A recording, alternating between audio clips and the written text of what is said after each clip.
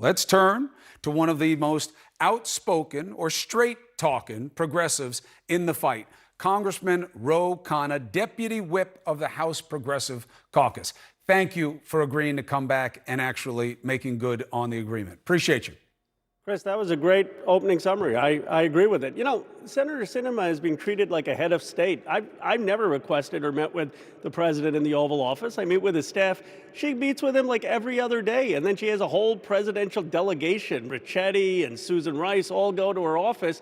And all we want to know is, what does she want? I mean, she's a first-term senator, and she hasn't put out a framework yet. All right, see, and that's like really kind of what I want to talk about. But I got to cover the bases. What do you think happens tomorrow? I don't think there's a vote. I mean, this is not the progressive caucus whipping. This is organic. People want to make sure that we have an agreement to get people expansion of Medicare, their dental benefits, vision benefits, to make sure people can pay for childcare. You know, Connor Lamb, who's been campaigning in Western Pennsylvania, says this is very popular, the president's agenda. It's about making sure folks can go to community college. It's good for seniors. And many House Democrats want to make sure we deliver on that. All right, one step sideways on that just for a second to talk politics.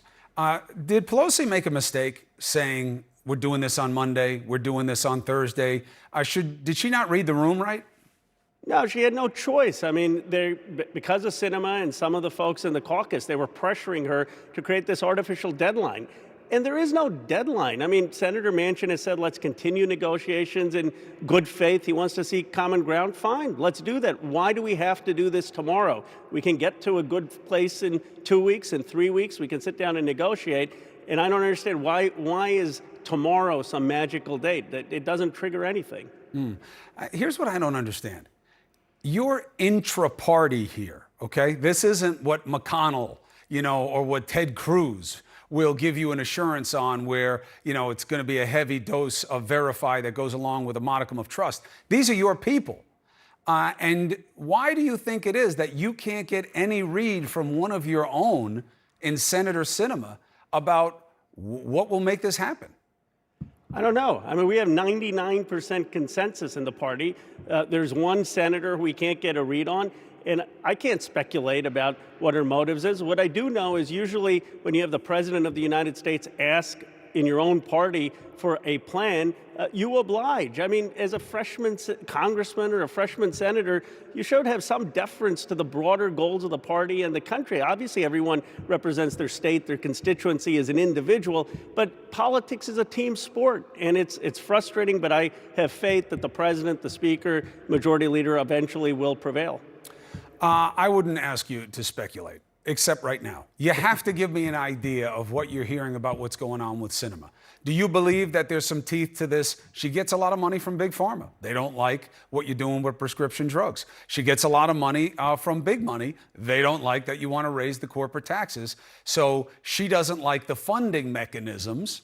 Therefore, she can't go for the bill. Chris, as tough as I've been on Senator Sinema, I never question a person's integrity without actual facts and evidence. I'll say two things. One, I don't know why she's doing these fundraisers in the midst of the negotiation. From an optics perspective, at a time where there's such cynicism, it's a terrible look. Second, if she has philosophical disagreements, maybe she actually believes the pharmaceutical arguments, at least put it forward, put a plan forward. So far, what we're hearing is she doesn't want to raise any taxes on Amazon or big corporations, even though they're not paying tax. She doesn't want to raise taxes on people in my district who are worth $40, $50 million. So she doesn't want to negotiate with Medicare. So what is her plan for revenue? Because she says she's for climate change provisions. What does she want? How is she going to raise it? And then we can have a conversation. There's nothing there.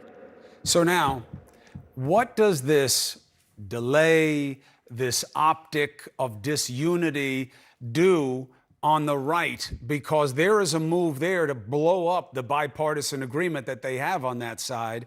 And my understanding, tell me if yours matches it, is, look, they're weak. Let's not give them the infrastructure bill. I know some of you guys like it, but it's better for us if they get nothing. Pull back your support.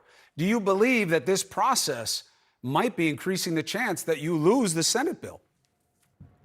I think it makes it harder to get bipartisan support in the House. I was talking to a Republican friend of mine. I don't want to mention his name. He said initially there were about 50 Republicans who were willing to vote for the infrastructure bill, and that has fallen to 4 or 5. So it is hurting because you've got McCarthy whipping against any Republican voting on this, and that's unfortunate. But all of this can be solved in 24 hours if we just come to a general agreement on the principles of the president's plan to help seniors, to help working class Americans, to deal with climate change.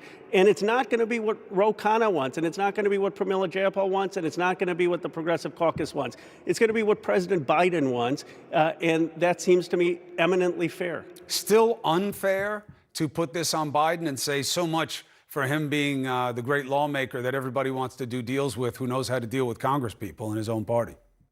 Look, the president is trying to do something remarkable. He's trying to have transformative legislation for the working class and middle class, something that has been ignored for probably 30 years with the slimmest of majorities. You know, when FDR did it, he had huge majorities. When LBJ did it, he had huge majorities. Even Obama had huge majorities. So I give the president a lot of credit, and he's at the 1-yard line, and there's this one senator from Arizona who's stopping us from really making a difference. And that's why I'm mad. It's not personal. It's we can finally do something in this country for people who don't have childcare, for people who can't afford college, for seniors who can't go to a dentist. We can finally do something. This is why we run for Congress. This is why we come here. And we're one senator away, literally, from doing that. And that's why I hope we'll be able to get this done. Well, remember, you don't need me to tell you this, but this is the state of play in the country right now.